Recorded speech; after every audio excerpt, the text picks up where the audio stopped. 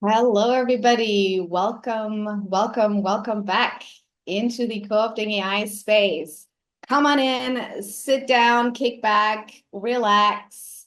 My name is Mona Sloane. I am a social scientist. I study artificial intelligence. I am the host of the co-opting AI series. I am a professor of data science and media studies here at the University of Virginia, where I run a growing research group called Sloane Lab, and together with wonderful undergraduate, graduate, and postdoctoral researchers, I study how artificial intelligence changes how we organize social life. Welcome to the last show in the spring program. We had a wonderful spring with conversations on museums and on privacy. Everything that we do with the Co-opting AI series is very generously supported by the Digital Technology for Democracy Lab team at the University of Virginia and the Institute for Public Knowledge team at NYU, and my heartfelt and grateful thanks to those folks.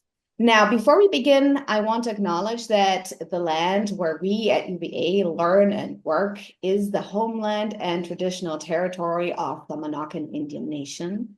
We pay respect to the elders and knowledge keepers, past and present, and we also acknowledge and pay respect to the enslaved Africans, enslaved laborers, and free Black laborers who built the University of Virginia, as well as their descendants.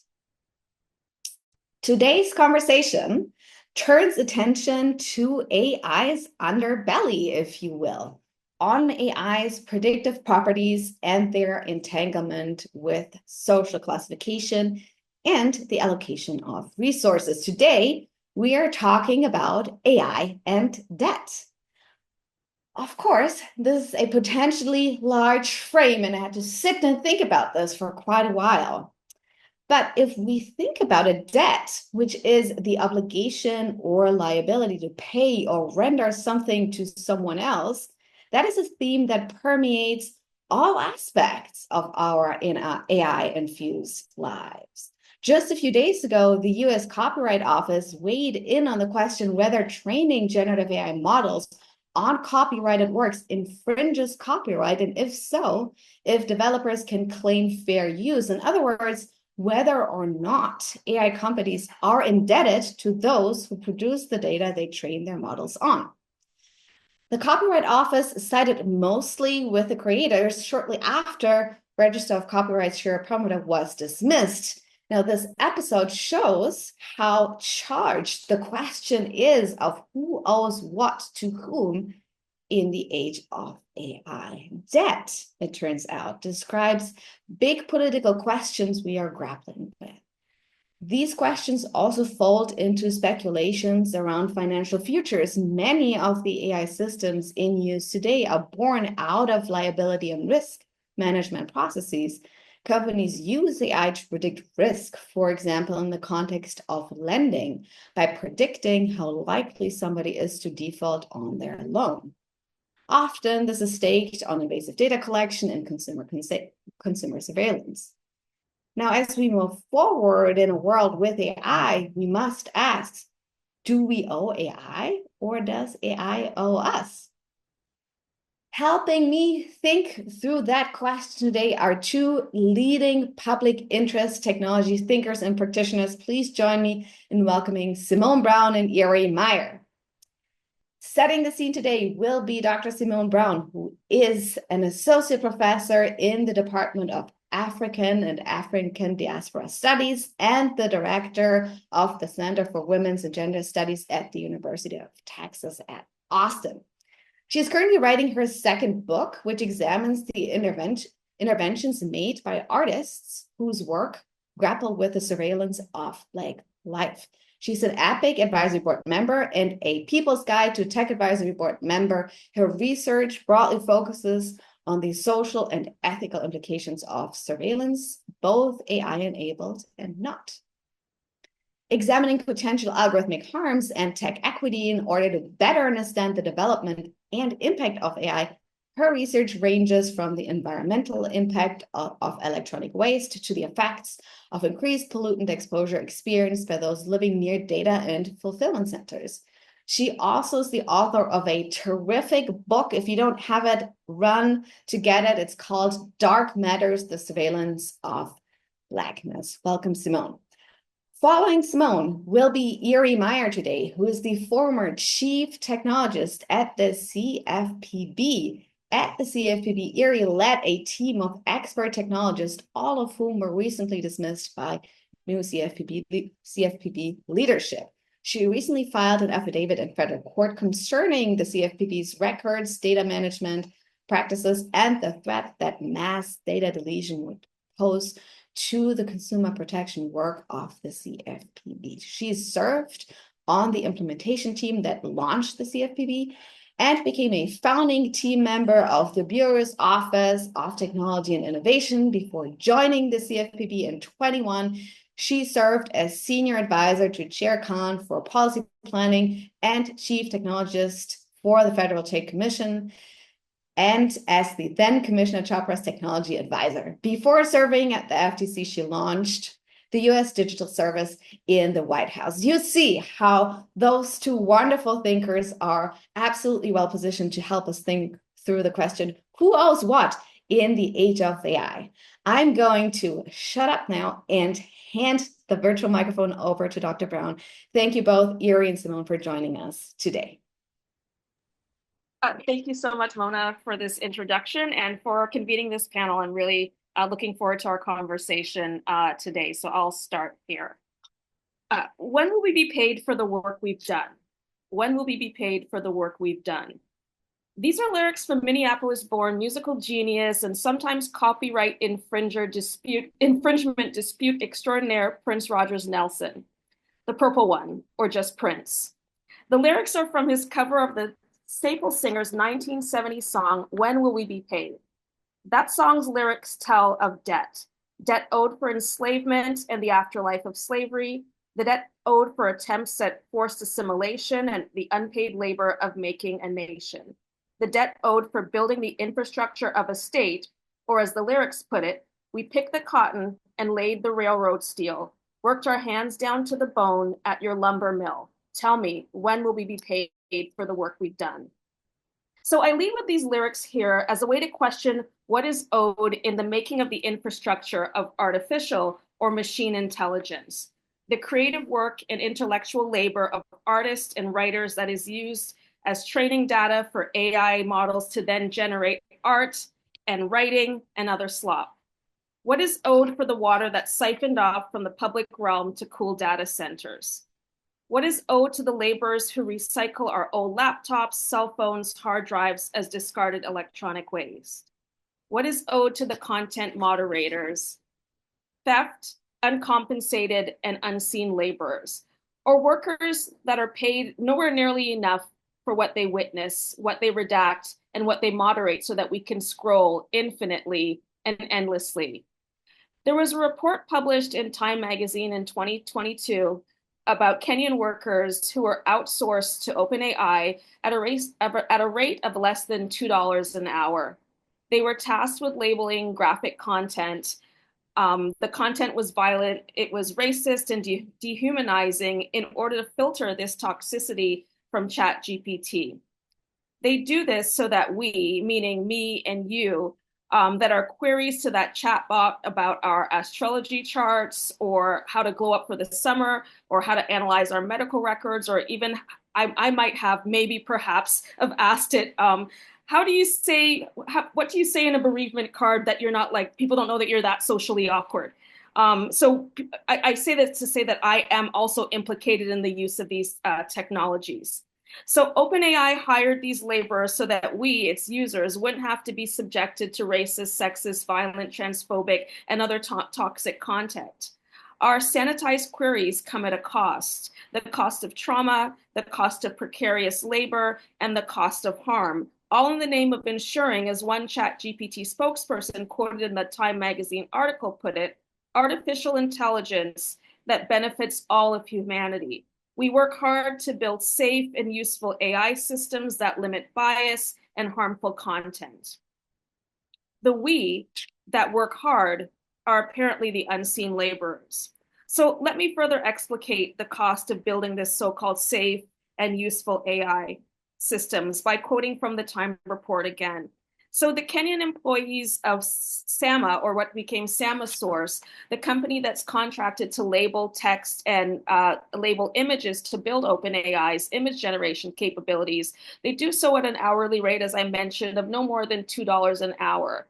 Laborers in Accra, Ghana, who are contracted by Meta, have reported of working with images of beheadings, of people being skinned alive, and then not having suitable mental health counseling to attend to the experiences of these psychological harms on the job. As a report released last month from Foxglove, a nonprofit in the UK who's working with these content moderators, they stated that the grueling targets mean workers don't get to take a break when they've watched something traumatic like a beheading. They have to seek manager approval to step away from their screen to recover, and often the manager's declines. They also found on the topic of gaslighting, and I'm going to quote here at length, Meta gaslights workers about the nature of the job. Every day, moderators are greeted with a screen saying, "Thank you for helping to protect Meta's platforms." Yet the moderators are told explicitly by managers that they don't work for Meta and must only refer to Meta as the client. This is despite the fact that they work every day using Meta systems, looking at Meta content, and moderating policies set by Meta. So when it comes to debt AI and what is owed, it's not only about the psychological trauma of gaslighting experienced by the often unseen laborers, there's also the use or abuse of resources such as water. So for the most part, I live in Austin, Texas, and Texas is a state where the power grid is, insecure at best. I was just telling Mona that it's like 105 degrees today, so we could see the power grid having a pressure placed upon it this week, quite early in the summer. So at its worst, it fails to the point where people have died in their homes during the ice storm of 2021. Right now, over 40% of the state of Texas is under drought conditions. And so there was a report in Bloomberg just last week that found that 2/3 of the data centers that have been built or been planned since 2022 are in areas in the U.S. that are already experiencing high levels of water stress. Texas is one of the top states where water stress is high, and yet data centers are being built. And these data centers are guzzling water. So some of them are consuming as much as 500,000 gallons of water on a daily basis in order to cool the servers. And we know that water is an infinite resource. And so, of course, there can be no artificial intelligence, no Ring doorbells, no queries about my birth chart to ChatGPT or machine learning with digital voice assistants without the materials that make up its infrastructure. And so when it comes to AI and debt, we have to contend with the ways in which electronic waste reveals the colonial underpinnings of the hardware that is deemed necessary in order for AI to operate.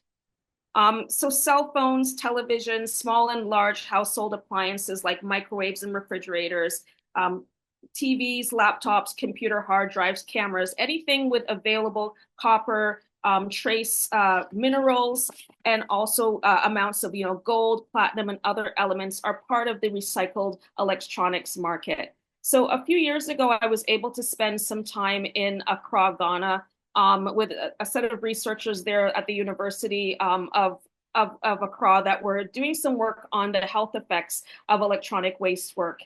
So these are the people that do the dismantling, the burning of these materials, are materials like the computer that I'm talking to now that get shipped to spaces like Accra, the Philippines, and other spaces. It's been said that cell phones contain more precious metals by weight than raw ore, and that 1 million recycled cell phones can be rendered into 35,000 pounds of copper, over 700 pounds of silver, and 75 pounds of gold. So the outcome of the kinds of waste work include toxic exposure to elements such as lead, mercury, plastics, arsenic, toxins in the soil, and pollution of drinking water, and the livestock and food supply. have headaches, burns, respiratory problems, blurred vision. And so this is not only felt by people who do waste work as an occupation, but also the people that would reside in or go to school or shop that going about the business of life in Accra. And so when circuit boards are dismantled by hammer or wires or pulled apart by hand, you can see the atomized computer parts like the glass screens, the batteries, the acrylic resin, this kind of particulate matter of small gold or copper dust clouds is, part of the hazardous air. There is acrid air from the burning of high impact thermoplastics as well. One can't help but think about what it means to like inhale a computer or inhale a phone.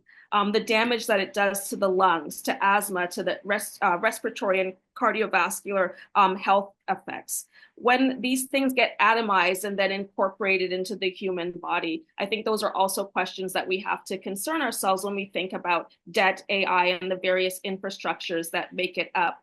Breathing in and out the exhaust of AI is deadly. The respiration of this computing exhaust is quite laboring. So when it comes to questions of debt and AI, it must lead us to the question of reparations and also repair. What can we learn from Belinda Sutton, a woman who was born in West Africa in what is now Ghana and later is enslaved in Medford, Massachusetts? She was the first formerly enslaved person to effectively petition for reparations for the forced labor of slavery.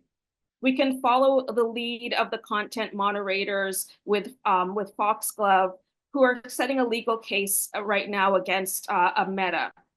And so I began with a quote from Prince, and I'll close with one from his acceptance speech from 1999, the Yahoo's Internet Life Awards, where he said, "It's cool to use the computer. Don't let the computer use you." So thank you. And I'll hand it off to Erie. Thank you so much, Dr. Browne, for this wonderful setting of the scenes. I have very, very many questions. Before I hand it over to Erie, dear audience members, if you have questions, put them in the Q&A box. We will fold them into the later part of the session. So as soon as they pop into your head, pop them in.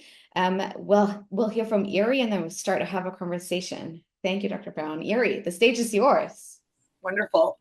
Thank you, Mona. Thank you, Dr. Browne. Thank you, UVA and NYU and the audience today, including at least 2 technologists from the Consumer Financial Protection Bureau I see in the crowd. Love you guys. I am Erie Meyer. You heard sort of the fancy parts of my background earlier, courtesy of Mona. That's great. I'm very proud of my professional accomplishments, but that's not actually who I am. Who I am is somebody who grew up in Columbus, Ohio during the height of the financial crisis. And at the time, I was working at the Ohio Attorney General's office, and I was a tech person helping put a complaint system online for the very first time. So you didn't have to drive downtown or call someone and try and get help. And during that process, I was meeting with a number of consumers who are having a hard time, wanting to talk about things like cars being a lemon or, a contractor double charging you. And instead, every single person I spoke to was describing a horrific set of circumstances around their home. They were there to talk about foreclosure. They would say, "My mother can't get a call back from her bank. My sister asked for help and the company has lost her paperwork 10 times in a row. Can you help me? Can you help me?" And frankly, I don't know if it's radical, but it radicalized me in the sense of understanding that financial systems are just systems and they can also break. And the cost of a broken financial system is one in which there is expansive human suffering. And it sort of began my journey as a consumer protector. And I think that's relevant to today. I want to talk about 4 patterns we have seen in debt in the age of AI. The first is increasing costs. Second is increasing pain. And the third is increasing scams. So for increasing costs, it used to be that if, let's say, Dr. Browne and I were standing next to each other in an aisle of a store, we would both see the same price and be able to buy the item for the exact same price. A term you may or may not be familiar with called surveillance pricing has changed that. And what that means is you may have seen in the news instances where, somebody's trying to call an Uber, it's late at night, their phone battery is almost dead, they're somewhere remote, and because of those conditions, the price they're quoted for a ride is higher because they know they have to pay that number. That similar approach to pricing, there's evidence that that is now being applied to normal consumer goods, even physical things in stores, with the data collected from payment products, with profiles assembled about you.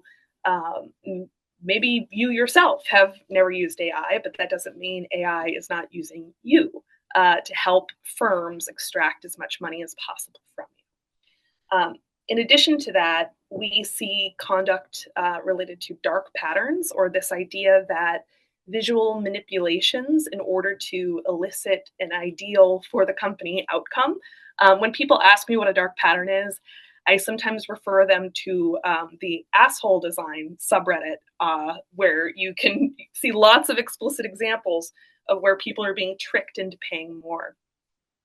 A famous case of this that our team worked on was against Capital One, who we caught using design manipulations to allegedly steal $2 billion from consumers who were just trying to put money into a savings account.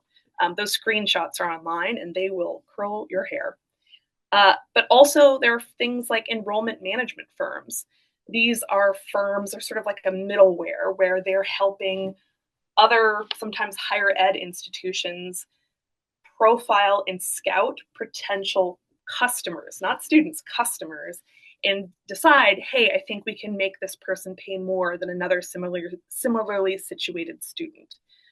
That is not transparent to the person who's being charged the jacked up prices. It's not transparent to the people who are trying to make apples to apples comparisons. And it ultimately can devastatingly increase the debt burden that people face for the rest of their lives. Another thing is our mothers here on this call, none of them could have bank accounts in their own name. My mother didn't get the right to have a bank account in her own name until she was in her 20s. Black mothers had an even longer road to go to get access to financial accounts in their own name. And one of the provisions of that right that we have is that if we are denied credit or if we are offered a higher interest rate with credit, those financial institutions by law have to tell us why. However, when you hear people describe, I love this, theoretical abstractions about problems with explainability in AI, that does not preclude those firms from following the law. Meaning, if you cannot tell me why you're offering me this bad price or this declined opportunity, you can't do it. The headline way to say this is black box credit algorithms cannot deny people credit. That's simply banned. I think some firms are still trying to do that. And for example, if they realize that I have been on a women's tennis team and I buy tampons regularly and other things about me as a woman, and I'm offered more expensive credit because of it, they can attempt to obscure those decisions rather than saying, we figured out you're a woman, by saying things like, oh, your profile better suited this credit opportunity. So those are just some of the ways we see costs being increased, which can really hurt people in the context of debt. Another example, the second bucket I want to talk about is increasing the pain. So this is terrible and I'm obsessed with it. Every one of the 10 major financial companies, major banks have adopted AI chatbots in their service interface layer. in 2022, my incredible team put out a report that highlighted some of the problems that come up when a robot is trying to answer complex and serious financial questions. Things like, why is there money gone from my account? Or what is this fraudulent transaction? Or why was I overcharged? Or any sort of question that you could reliably guess a robot would not be good at answering. And the way that we found these problems was by searching our complaint system for the word human. Normal people didn't realize that a robot was the blocker between them and a straight answer, but they absolutely knew that they needed to talk to a human. So you would see people, whether it was a senior or just somebody who was over arguing with this robot, like, please let me talk to a human. And we really found that that was an extremely painful experience for somebody who was already going through being possibly overcharged and going through the pain of calling a company to try and get a straight answer. That AI was really part of that pain in many cases. Another example is around data pollution. This idea sort of, Dr. Browne mentioned the slop, which we're all talking about at the moment. That slop can also pollute information about you as a borrower. So I don't know if anyone here has ever applied for a job. They do a credit check and say, you have a bunch of funny things in your background, things that you've never heard of. You've never been to that state. You absolutely did not get a hearing aid. Like, all of the things are not true. And you might be asking yourself, how did this even come to be? We find that, again, sometimes middleware firms, sometimes firms themselves are using inaccurate information, predictive information, frankly, sloppy information in a way that makes it extremely painful to clean up because it's whack-a-mole. If you remove it from one report, maybe it pops up in the other. If you remove it from the 3 major reports, maybe it pops up in a specialty credit report. It can really turn into whack-a-mole, despite the fact that you haven't opted into doing business with any of these firms. And then finally, I want to talk about the increase in sophisticated scams. So I think the nightly news would like it if there were a ton of voice cloning cases exploding. And there absolutely are cases where people's voices are being cloned. But what I want you to think about is the difference between how effective a scam would be on you if you called and said, I'm royalty from another country, send me this much money tonight, versus somebody knowing where you went to college, knowing your family's names, knowing that you actually were waiting for a delivery that you kept, you know what I mean? Like, they're able to assemble so many details about you. They're able to generate content based on those profiles and details. It goes from sort of a scattershot approach to a surgical exfiltration of your money that ultimately can dramatically impair your financial ability to meet your existing obligations, because they're able to collect and assemble information about you in such an effective way and at scale. And with many of these firms saying, oh no, we have no idea what people are doing with their platforms, which I, again, would direct you to Reddit to better see some very specific examples, both of people who've been targeted and for people who have ideas on how to exploit AI to get money out of people. So that all sounds horrible and bad. I already did a shout out to our moms. It was just Mother's Day, so I'm not done. Our 4 mothers also did a bunch to protect us. And I really want to encourage you, in a lot of the policy conversations I'm involved in, people say, if we just had a federal law, if there was just a new federal law. And in some of these conversations, I'm sort of thinking back to the women in the 50s, 60s, 70s, 80s, 90s who fought and won really important work protections, consumer protections, and civil rights protections on the books today. And I want to encourage you to reject the notion that AI, for some reason, doesn't have to comply with those existing protections. If an AI rejects your credit application, that they still have to give you a reason, or that itself is against the law. If medical debt is being slopped onto your account because of sloppy instrumentation, it's still illegal for a nonprofit hospital to be charging you when you can't afford it. If a company is, through any sort of instrumentation, AI or otherwise, hiding important details about financial products and services and taking unreasonable advantage of you, that violates something called abusiveness. There's a standard in law where they didn't have to specify every single terrible business practice. They specified abusiveness. There are certain things, and this is not a notice and consent whack-a-mole where you can say, I'm going to do this. It is the idea that certain business practices are simply abusive and simply should not be allowed. I also say that with the acknowledgement that many people do not see the benefits of those laws as they exist today. But coming from the former enforcement community, I'm enthusiastic about the power still in state AG hands and the public's hands and organizers' hands to really fight back and to assert these existing rights in defense of borrowers and people with debt everywhere. So thank you. Thank you so much, Erie, for this tour de force of the three harms. I have so many thoughts. Thank you for this. I want to invite our audience members to start putting questions and comments into the Q&A box as we begin the conversation with one another.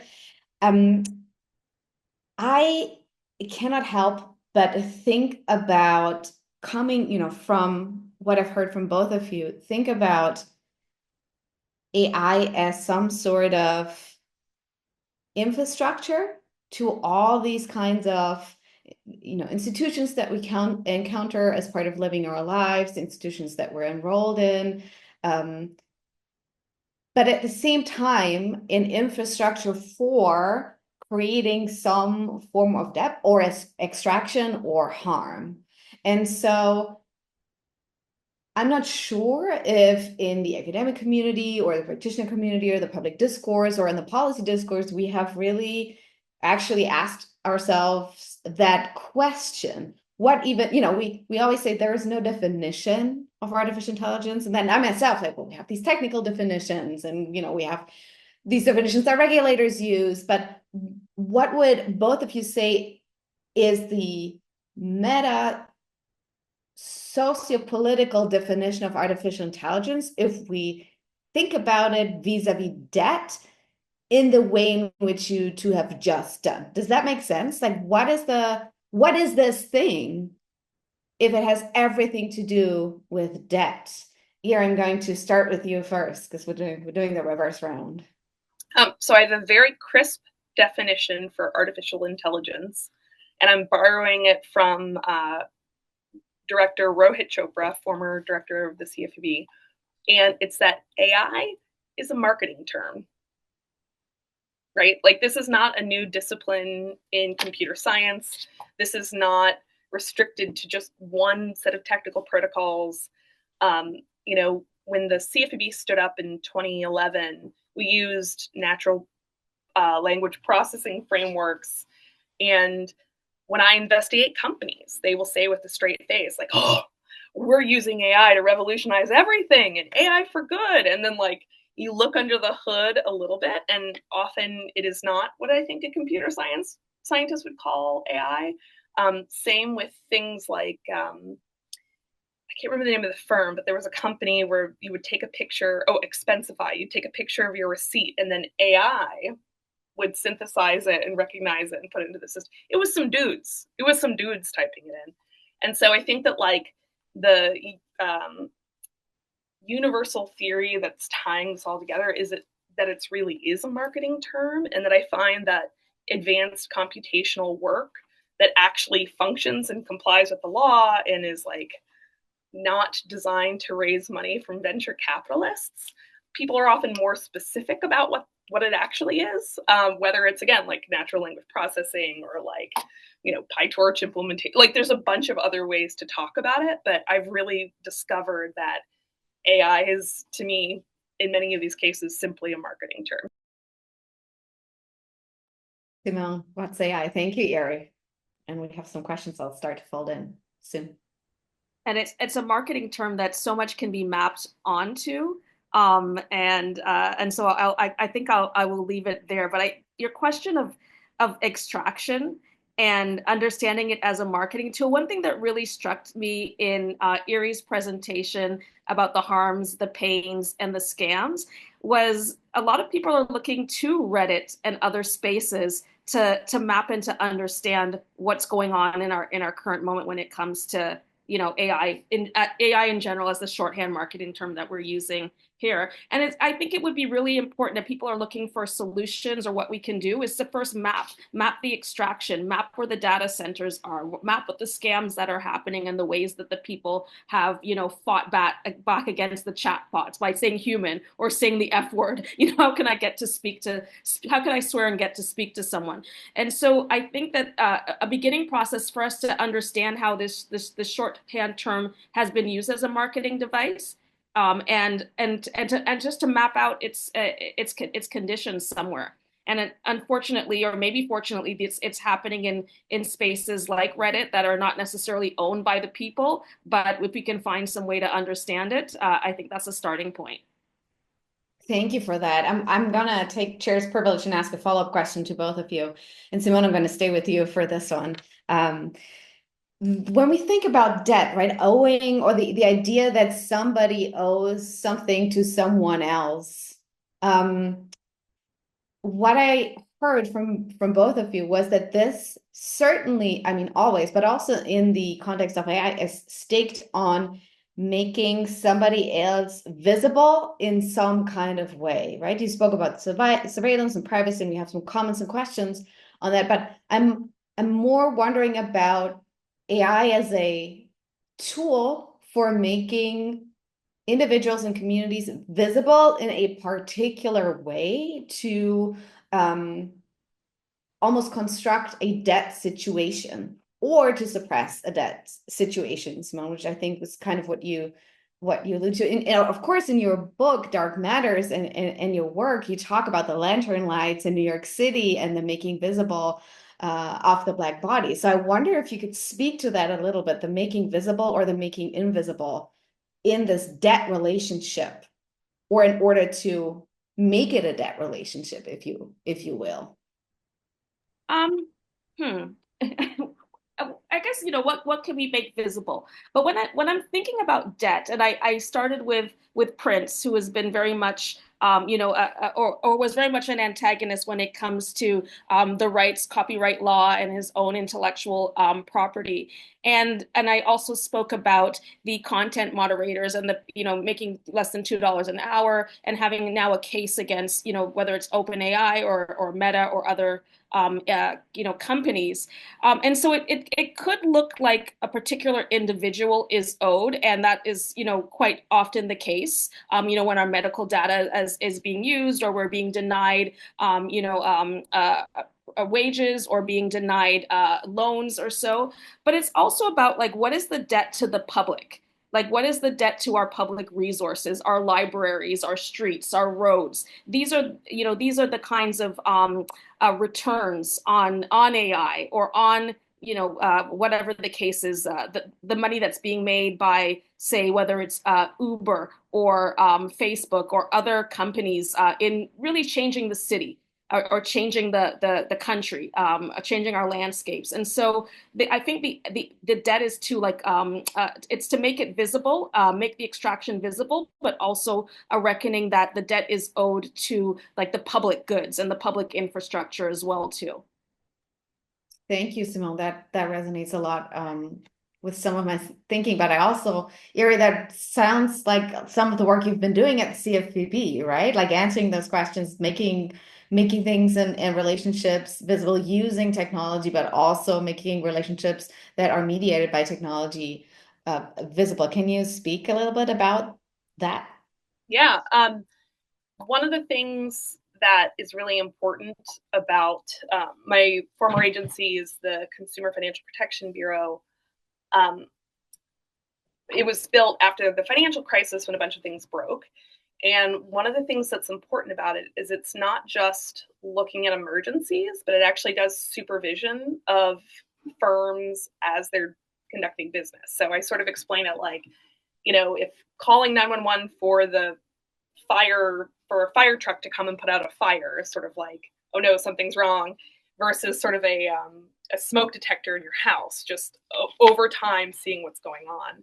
And I think being able to get under that hood and really get rid of the abstraction layer and understand exactly what has gone into these calculations, how are they made, what data have these things been trained on or been informed by, what are the alternatives? I think, and others have said this before me, there's an extraordinary amount of bloat, chip bloat, right? Like DeepSeek has brought forward just one example of way of decreased computing power can still return really important work. And I think the same may be true, whether it's in financial services or other sort of essential interactions that a normal American has, whether it's with any sort of company or part of their lives.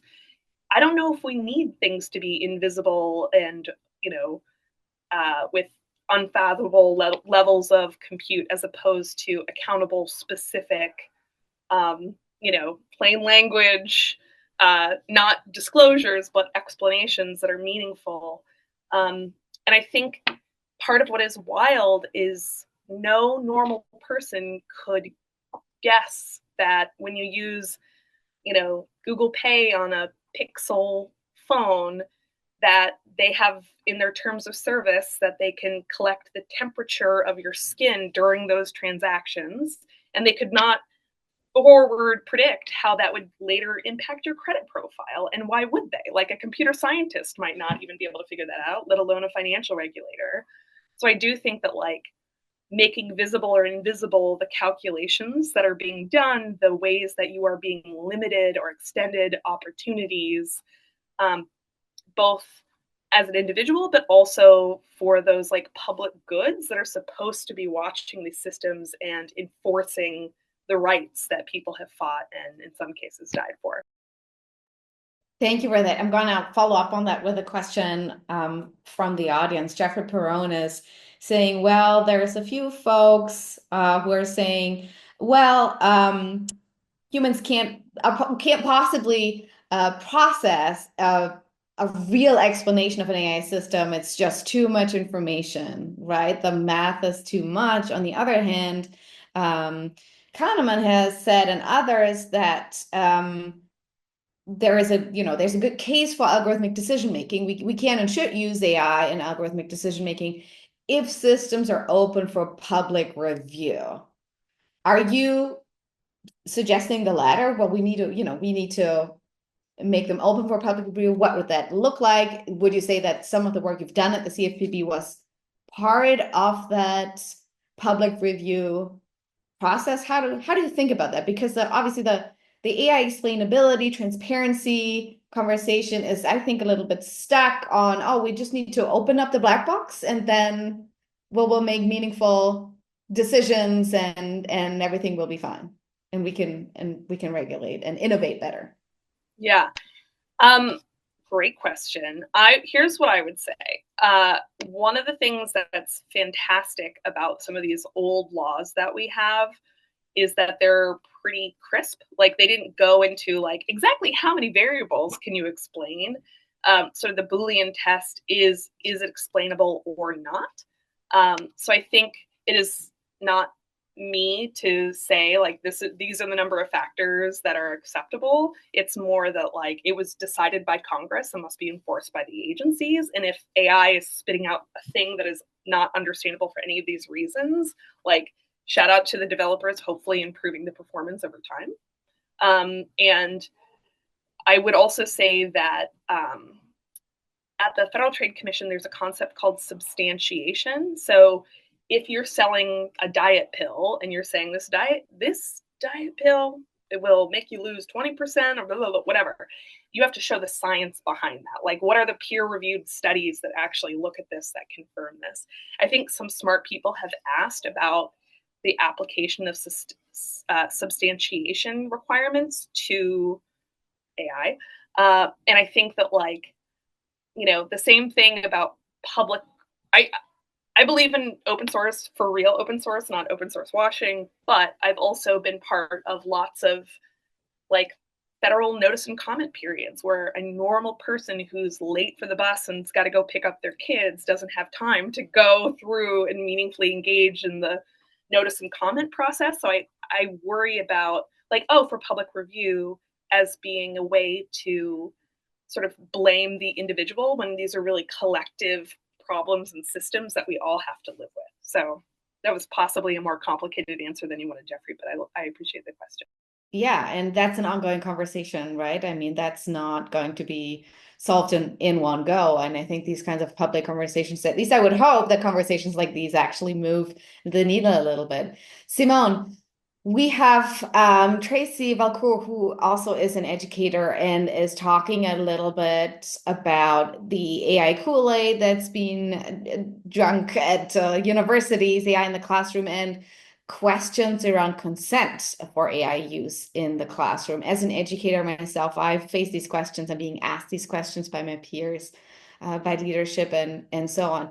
Can you reflect on that, the use of AI systems in education vis-a-vis the conversations we're having around that? Because of course we can meaningfully use AI in the classroom. I've seen it. I know students who do a wonderful job of critically and productively using AI systems. I've seen colleagues do wonderful things with AI in the classroom. But there seems to be always a debt relationship of some sort as this happens. How can we think about that critically and productively as educators in the classroom?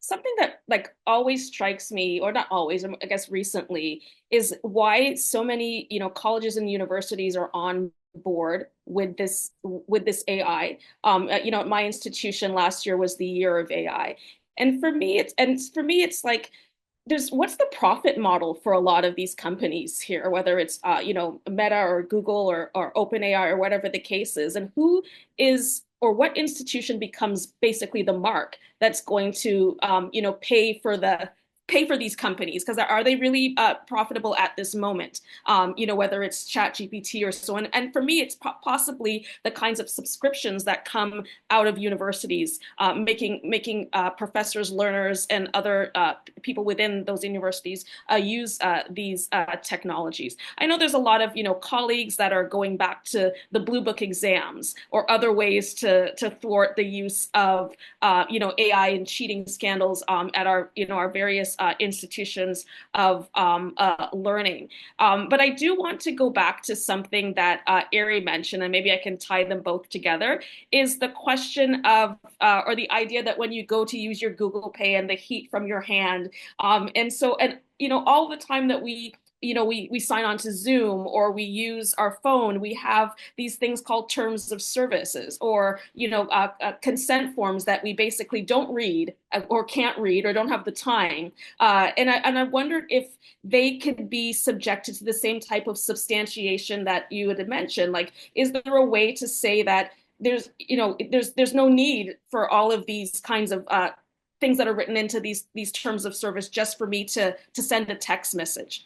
And is there a way that could be something? And I know you talked about the idea of, like, open source washing, but can we have some consent, some rights of refusal, some rights to take back our data?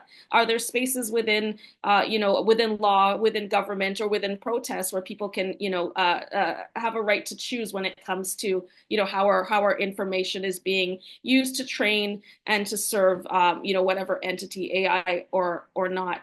And so when it comes to education, I think there's a time to pause and to slow down and to opt out, especially when we think about the resources that a lot of these technologies are taking basically from the public. The resources in terms of energy, in terms of water, in terms of our own kinds of conversations that we can have with each other face to face.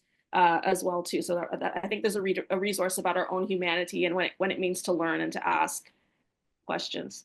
Absolutely. And it seems that universities are actually well positioned to ask that question. And I at least my students seem to be very keen to ask some of these questions and to actually work on those. I think there's something around generational practices, knowledges, and so on that we're not really acknowledging as we grapple with that.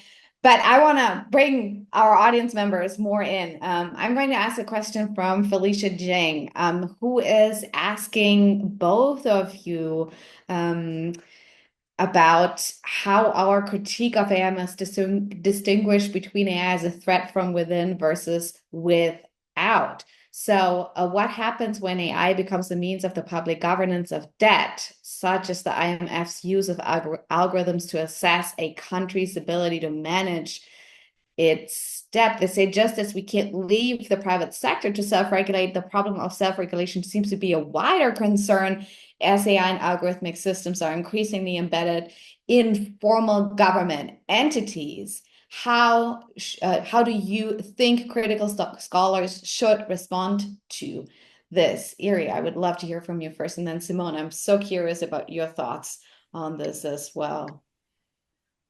Excellent question. I would say I want to answer this in two ways. First is that I recently submitted a declaration in a lawsuit against the Social Security Administration that addressed the potential exfiltration by members of DOGE of critical and personal information of seniors who receive Social Security, and specifically the application of AI on that personal information. It is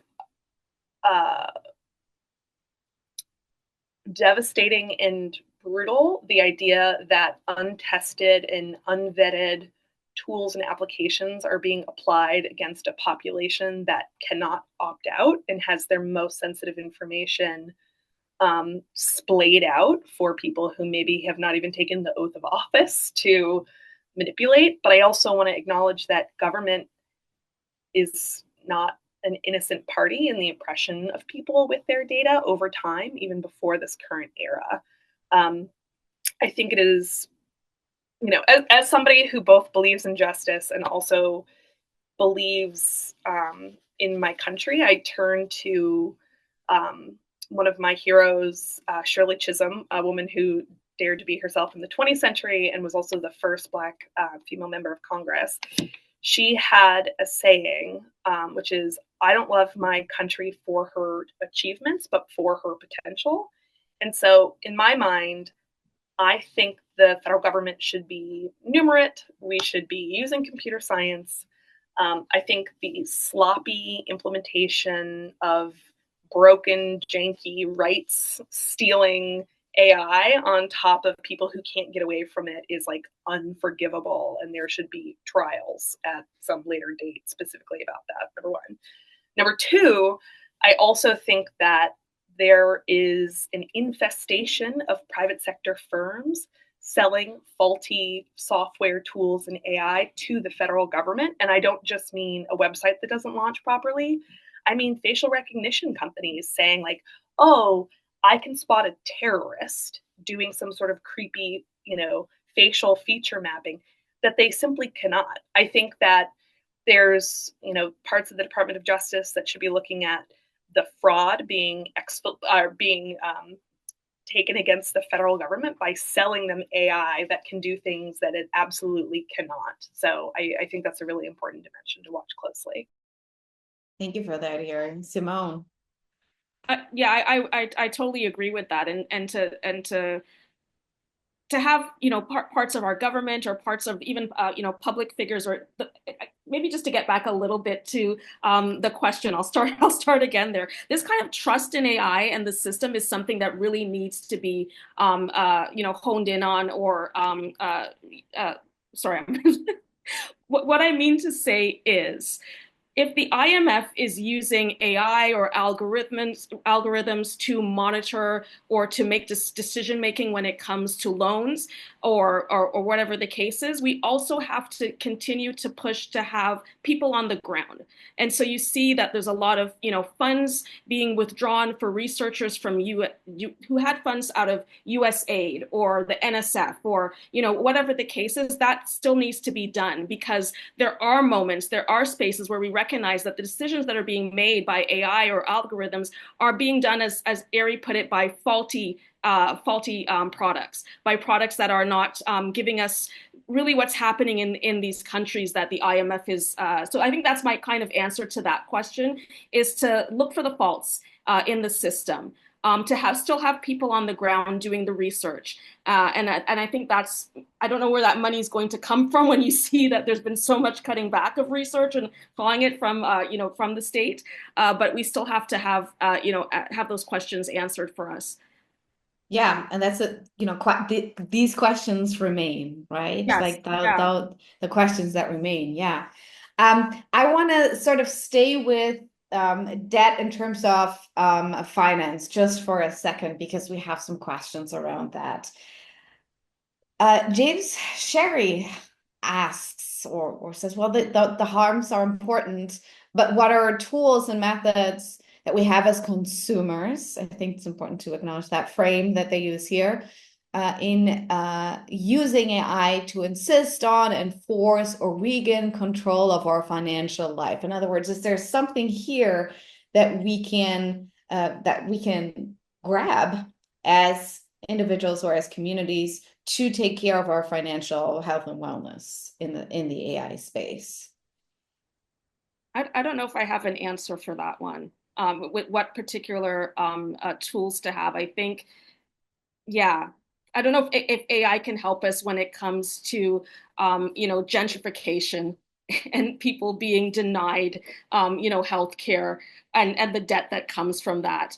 And so that I think that some of the larger questions are about, our rights to education, to health, to clean spaces to live, and to be in community with each other. But maybe there are tools that can help us get better credit ratings or can like clean off the slop from our things. But I think we have to, think about the broader questions of who has access to the things that a state should provide. And that would be health, education, and well-being. Mm-hmm. Mm-hmm. Thank you for that. Yeah. Erie, I mean, you probably thought about this, right? And built maybe some of the stuff, maybe Yeah. pre-AI? So I would say several things. So the first is okay.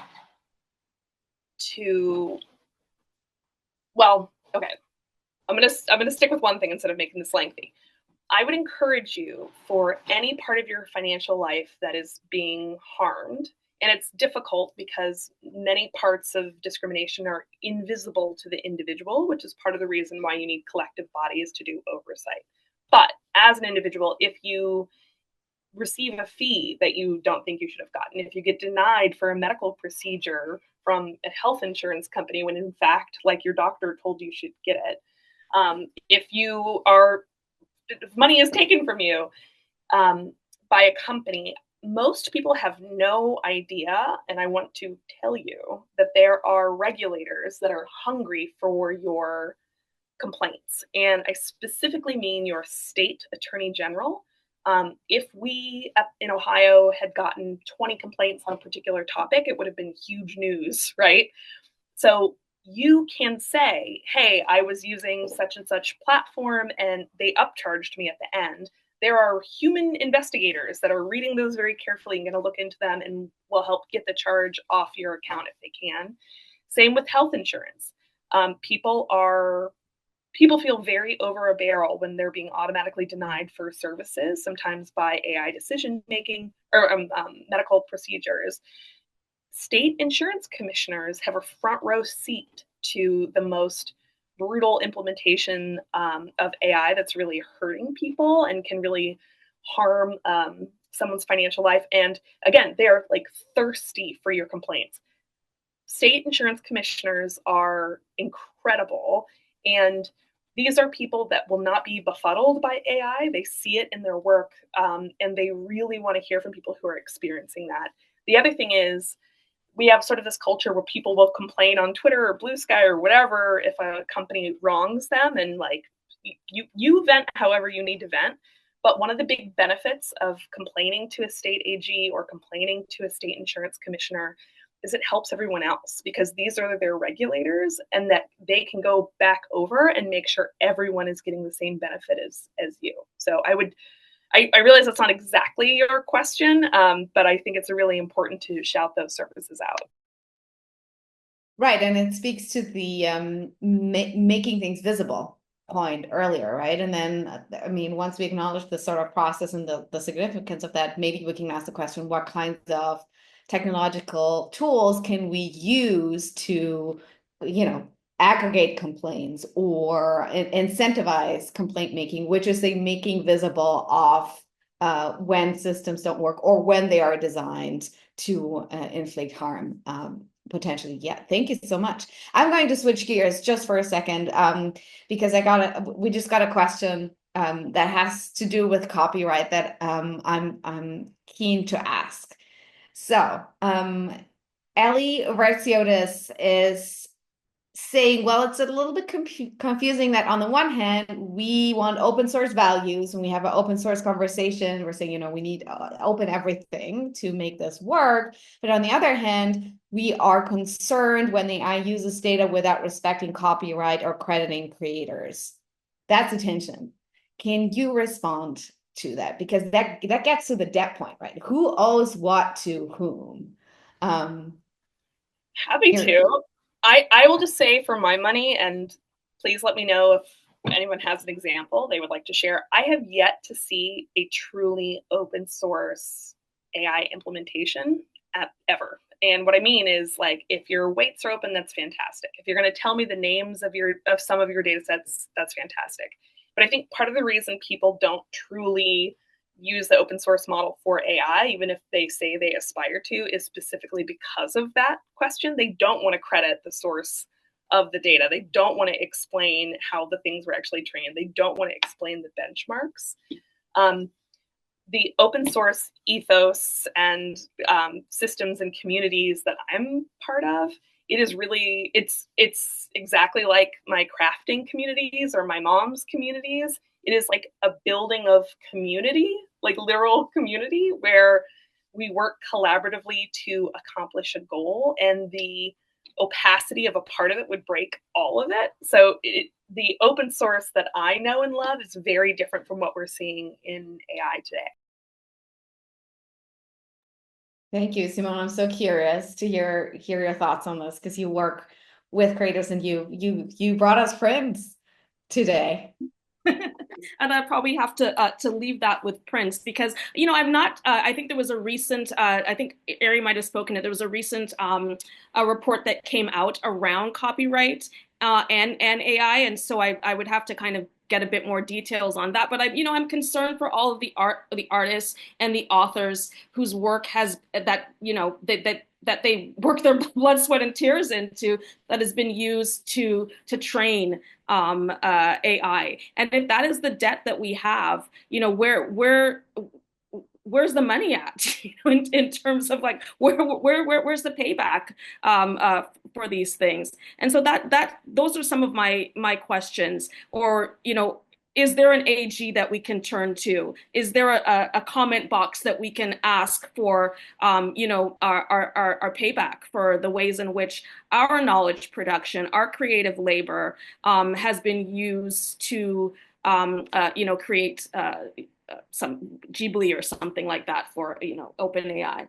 And so those are the questions that I have, and I share that with the questions from the audience, is like, what can we do at this moment? Because it seems as if we can't get the toothpaste back into the tube. But is there a way to slow it down? Is there a way to process it differently? Yeah, and that's a great image, the toothpaste out of the tube. And I think that particular report that came out of the Library of Congress recently is really has surfaced that quite energetically, I would say. I'm going to invite more questions from the audience while I am going to turn attention to the particular problem of surveillance and pricing.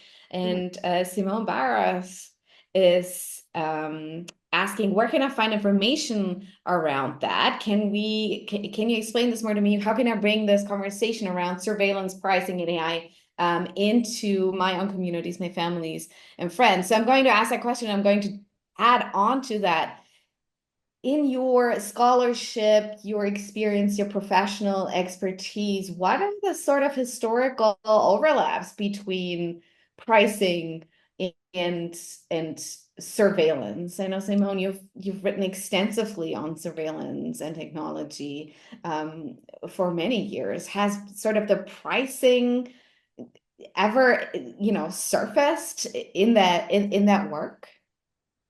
Perhaps not in my work, but in others. I think that was the question from Simone Barrows, and I wrote down their names so I can, email them. But, as we were talking about that, I kept on thinking of I use my CVS card like it's, and the ways that, the coupons come, there's a very long receipt that you get, but there is a way in which my shopping habits have been tracked. And I'm encouraged, I'm incentivized often to just buy things that I don't need. And for many folks, whether it is the use of, iris recognition or facial recognition, one place that we can look to, I know Simone asked the question about how can I share this with family and friends, but we can also look at like what kinds of products are being patented right now when it comes to the aisles of the various stores in which we shop in that might then scan our movements or our body heats or the and then price things based on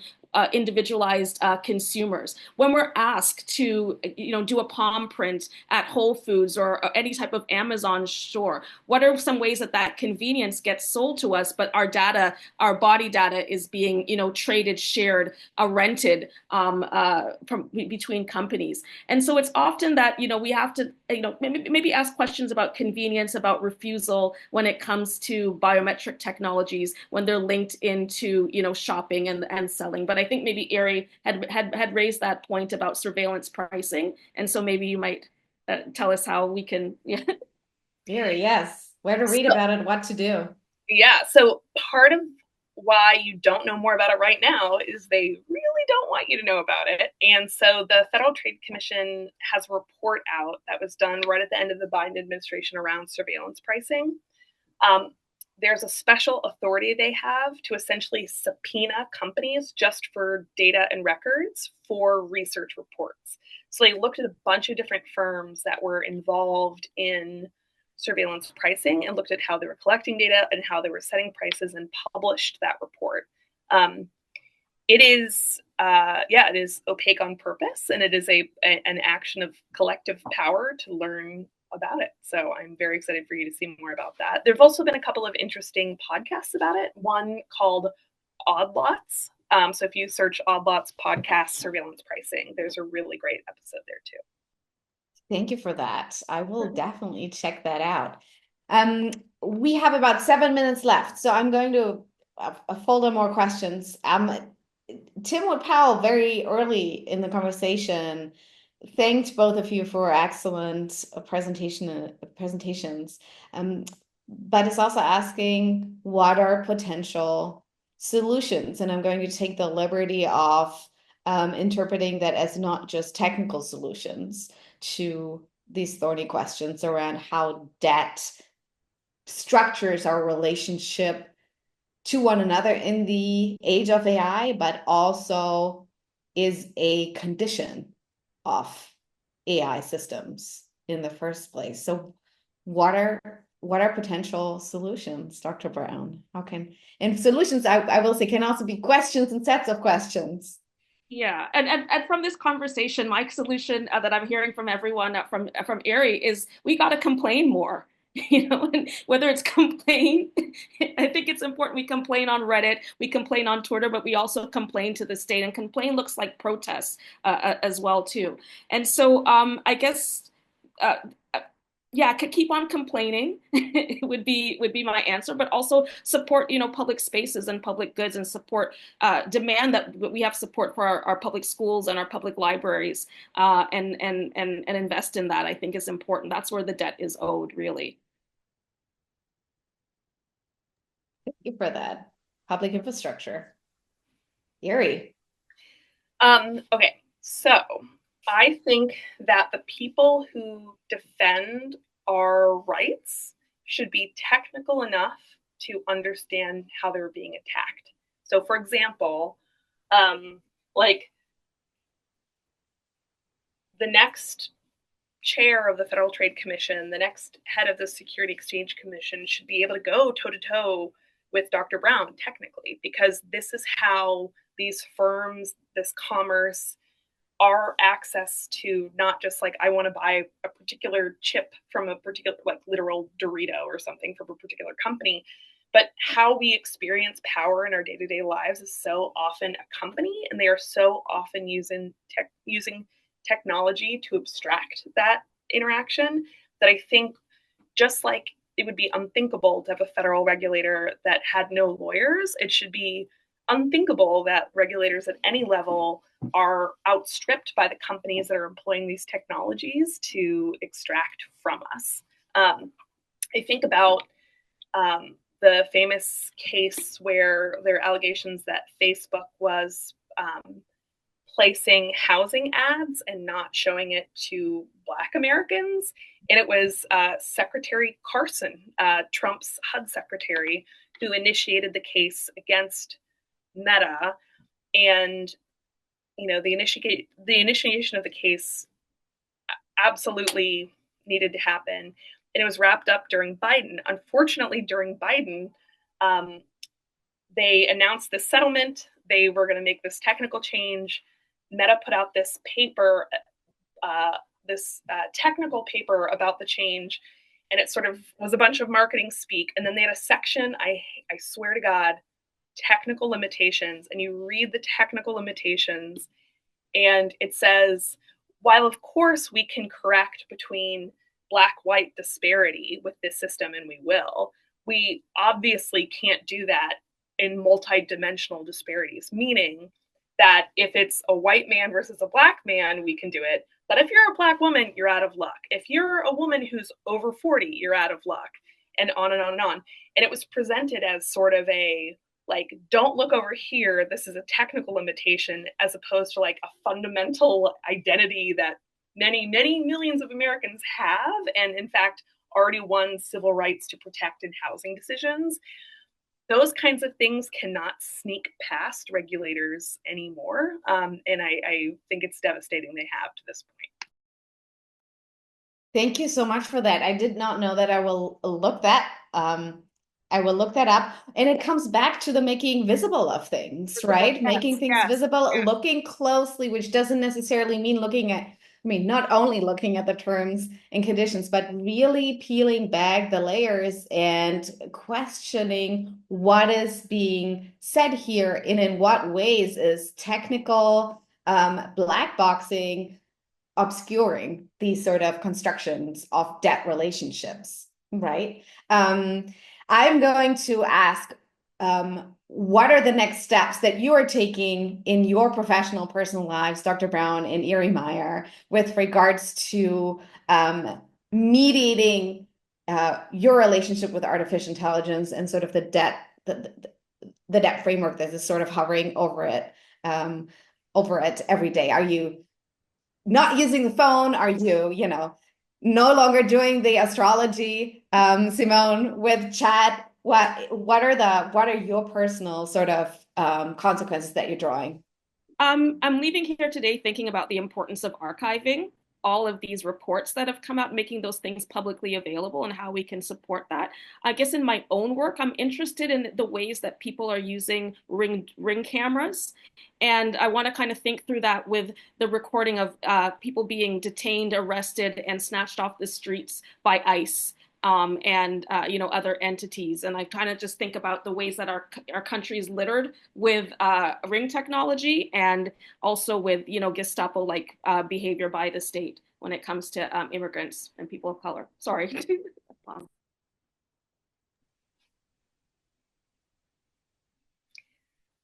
Erie, next steps. What are you thank you, Dr. Browne. Erie, you're the technologist.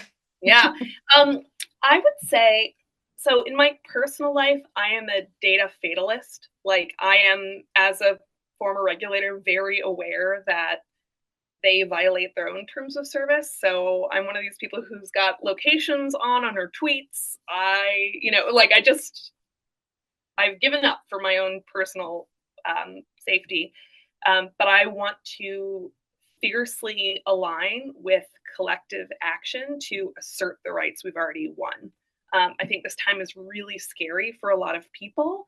And I think figuring out our strengths and what we can offer and where we can be in community. And I am dedicated to being in community with people who are trying to make the rights, again, our foremothers won, actually come true. Thank you for that. And as you know, the German in the room, I'm going to say, complain more. That seems to be a good strategy moving forward. I want to thank Dr. Browne and Erie Myers so much for their time and energy today, helping us think through these thorny questions around AI and debt. This was an incredibly productive conversation that I will be thinking about a lot as I navigate my own AI-mediated world. Huge thanks to our wonderful audience, and apologies to those who's answered questions we couldn't answer: Kathy, Walton, Andre, Tim, her, Peter. Thank you, and everybody who was here. This will go online. Also, Erie and Simone are incredibly productive, prolific, wonderful thinkers who write things. Simone has a terrific book called Dark Matters. If you don't have it, go buy it. It is amazing. Erie is out there and educating us about all the things we need to know. Thank you both so much. Thank you to our team at UVA and NYU. We will be back in the fall. This was our 50th event. We will have our 51st event in the fall, and we will be talking about taxes. That is the event we had to cancel last month because of the Zoom outage. Speaking of technology as infrastructure, that will happen on September 17th, 4 p.m. We will be hosting a wonderful group of experts, Ruth Brownstein, Max Cassie, and Eckhard Ernst, who will be considering fair distribution in the age of AI. Thank you all so much. Be back in the fall. Have a wonderful summer. Be safe. Have fun. Thank you.